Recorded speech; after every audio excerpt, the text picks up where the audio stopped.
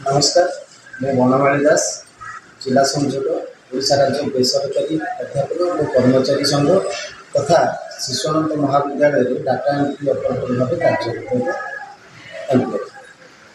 कथा हूँ आम आज धारणा देचु आमर कार्यबंद धारणा कहीं ना दीर्घ 497 दिन आम धारणा देलु पीएमजी गांधी मार्ग भुवनेश्वर केवल गोटे मात्र दाबी जे 1/6/2008 रु 1/6/2018 मध्य राज्यर विभिन्न अनुदान एवं अणुदान महाविद्यालय मानक निजुक्ति पाई परिचालना कमिटी द्वारा जोटा आप कहते गवर्निंग बॉडी जोटा सरकार द्वारा अनुदान प्राप्त जोटा सरकार अनुमति देती अपॉइंटमेंट करने तारी मध्यम आम अपॉइंटमेंट पाइलु कि दुख और परितापर विषय आम एपर्यंत दीर्घ 8 ରୁ 16 वर्ष 17 वर्ष समस्त काम कला सरकार आमको अनुदान परिसरभुक्त करना।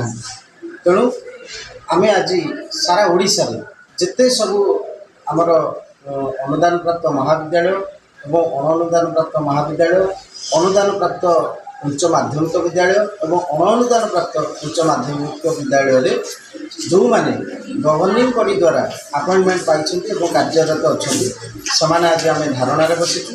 आमर गोटे मात्र दाबी जे 1/6/2008 रु 1/6/2018 मध्य परिचालना कमिटी द्वारा निजुक्ति पाई समस्त अध्यापक कर्मचारी मानक अनुदान परिसरभुक्त करा कथा हूँ ये सरकार आम पूर्व सरकार में आम 497 दिन धारणा देलु एवं एवं जो आम कहे प्रो पीपल गवर्नमेंट लोक मानकर सरकार ये सरकार मध्य 13 मास बीती जाइए सरकार जो 14टा 13टा आमर मुख्यमंत्री जनशुणाणी जो कार्यक्रम करते भितर आम संघ आम मैंने निजे 12 थर आम अटेंड करुँ 12 थर जाक आलोचना फेलुअर रही अर्थ सरकार गोटे प्रत्यक्ष हस्तक्षेप करूना आम दाबी आपण मैंने कहतु आज्ञा सेम कॉलेज जड़े से ही प्रोसीजर रे अपॉइंटमेंट पाइब चाकरी करेंगे से आज्ञा आज प्रिंसिपाल भाव में प्रिंसिपाल पदवी पर्यटन अच्छा एवं भी से प्रिंसिपाल पदवी अच्छा सेम प्रोसीजर रे आम आज्ञा चाकरी पाइबू आमको सरकार अनुदान दबनी कि से अनुदान दे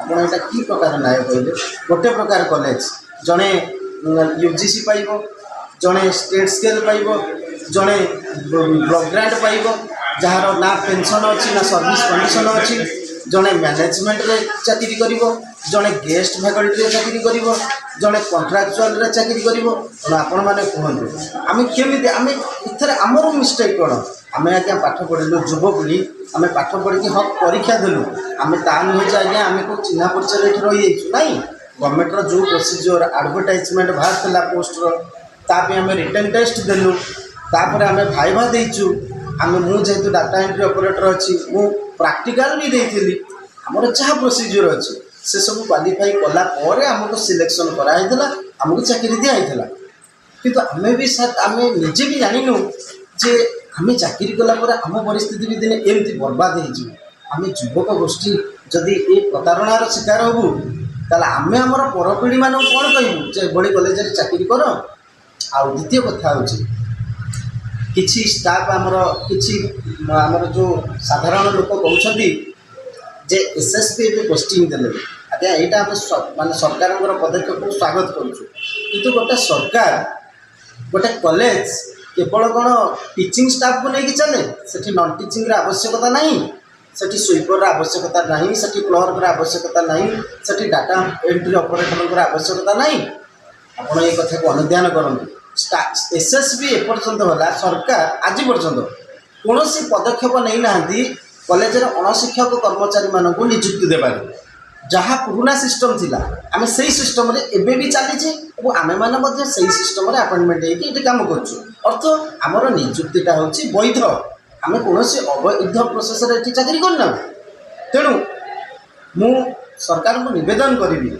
ये जो डाटा एंट्री ऑपरेटर ये जो नॉन टीचिंग स्टाफ ये जो अध्यापक जो मैंने परिचालना कमिटी द्वारा ही ये कॉलेज सामान काम करें भी बायोमेट्रिक दौर आम सरकार समस्त नियम करें बायोमेट्रिक 7 घंटा देवु ये कम करूँ आम इलेक्शन ड्यूटी जीवु आम स्टाफ मैंने खाता देखिए सेम कम कौन कम आज्ञा सरकारी नियम लगे किंतु दरमार आज्ञा सरकारी नियम आम ना कौन ये आम कहचे स्वाधीनता ମାନେ 74-75 ବର୍ଷର ଆମେ ସ୍ୱାଧୀନତା ଦିବସ ପାଳନ କରିସାରିଲେଣି କିନ୍ତୁ ଆଜି ବି ଆମେ ପରାଧୀନ ଅବସ୍ଥାରେ ଅଛୁ ଆଜ୍ଞା।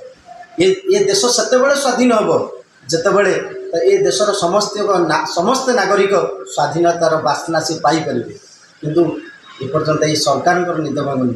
ଆଶା ଏବଂ ବିଶ୍ୱାସ ଏ ସରକାର ଆମର ନିଶ୍ଚିନ୍ତ ଏ ଦାବିକି ମାନିବେ ଏବଂ ଆମର এই ଯେଉଁ ତେଲ ଲୁଣ ସଂସାର ତାକୁ ଗୁଜୁରାଣ ମେଣ୍ଟାଇବା ପାଇଁ ସରକାର ବିହିତ ପଦକ୍ଷେପ ନେବେ। ମୁଁ ଏତିକି ଆଶା କରିବି।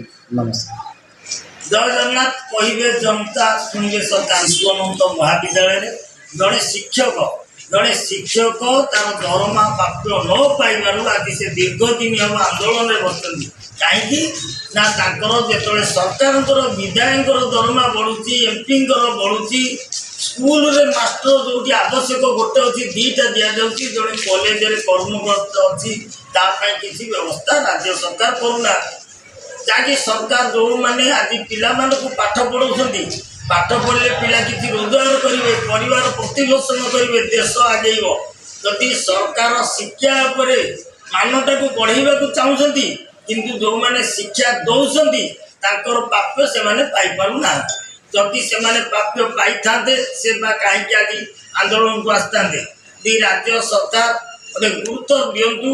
ଯଦି ଦେଶରେ ଶିକ୍ଷା ନହେଲେ କୌଣସି ଦେଶ ଆଗେଇ ନାହିଁ। କେଉଁଠି ଇଞ୍ଜିନିୟର ନାହାନ୍ତି ସେ ଦେଶ ଆଗେଇ ପାରିବ ନାହିଁ। ବୈଜ୍ଞାନିକ ଇଞ୍ଜିନିୟର ହେଲେ ଶିକ୍ଷା ହିଁ ଆବଶ୍ୟକ।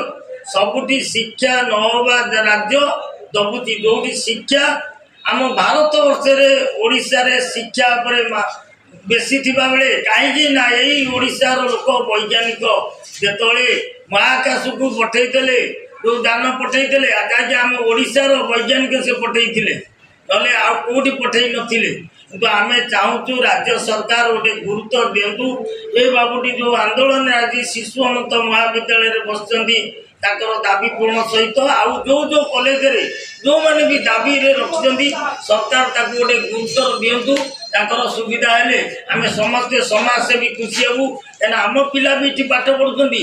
ଭବିଷ୍ୟତରେ ପାଠ ପଢ଼ିଲା ପରେ ଯଦି ତାଙ୍କୁ କିଛି ବି ଅନୁଦାନ ମିଳିଲାନି ତାହେଲେ ଆମେ ଯେଉଁ ମୂଲ୍ୟପାତି ଲାଗି ଯେଉଁଭଳି ପାଠ ପିଲାଙ୍କୁ ପଢ଼ାଉଛୁ ତାହେଲେ ଆମର ବି କିଛି ମୂଲ୍ୟ ନାହିଁ। କାହିଁକିନା ଆମେ ଯେଉଁ ପିଲାଙ୍କୁ ପାଠ ପଢ଼ାଉଛୁ ପିଲା କିଛି କରିବେ, ଆମେ ଯେତେବେଳେ ବୟସ ହେଇଯାଇଥିବ ଆମକୁ ସେମାନେ ମଧ୍ୟ ଚଳେଇବେ। ଯଦି ସେମାନେ ବେକାର ହେଇଯିବେ ତାହେଲେ ଆମେ ବା କ'ଣ କରିବୁ।